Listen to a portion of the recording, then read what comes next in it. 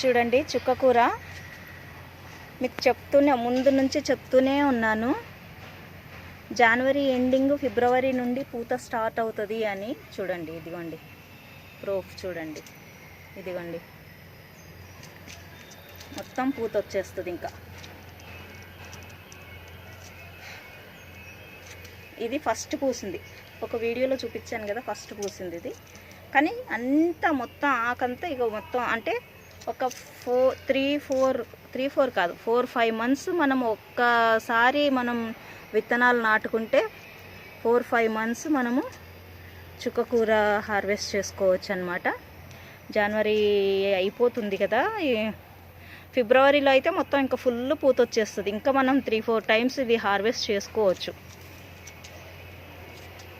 చూడండి చుక్కకూర ఎన్నిసార్లు కోసినా ఇంకా